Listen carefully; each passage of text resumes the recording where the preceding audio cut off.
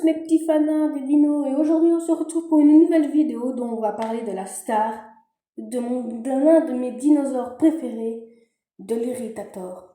Alors, il a été nommé ce nom par par paléontologues parce que en fait, ils ont retrouvé qu'une seule mâchoire de ce dinosaure. Et il était tellement compliqué, en fait il y a des trafiquants de fossiles, et ben ils ont mis du plâtre pour donner de l'ampleur aux dinosaures en question.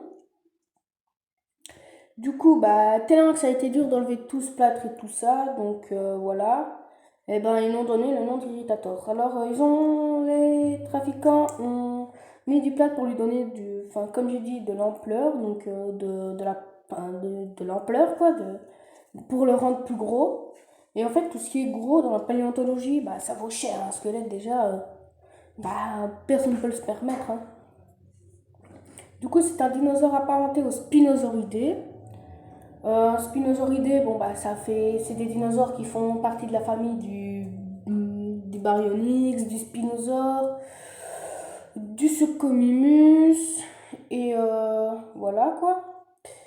Alors, il a vécu au Crétacé, il y a à peu près 10 millions d'années. Sa longueur était de 8 mètres pour une hauteur de 3 mètres. Bon, un peu plus petit que le Carnot et un peu plus long. Pour rappel, le Carnot fait 9 mètres de long et 3,50 m de haut. Donc ça vous laisse imaginer. Il pouvait peser jusqu'une tonne, moins lourd que le Carnotaure. Mais il était piscivore, donc ça veut dire qu'il mangeait du poisson. Avec sa tête crocodiliforme, comme vous pouvez le regarder sur la photo ici, nous pouvons voir bien sûr qu'il ressemble au Baryonyx. C'est évident, c'est un spinosauridé. Les narines sont au-dessus du museau.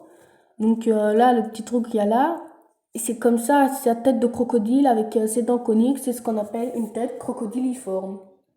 Voilà, si vous avez appris quelque chose, n'hésitez pas à vous abonner, à liker, à commenter et on se dit à la prochaine.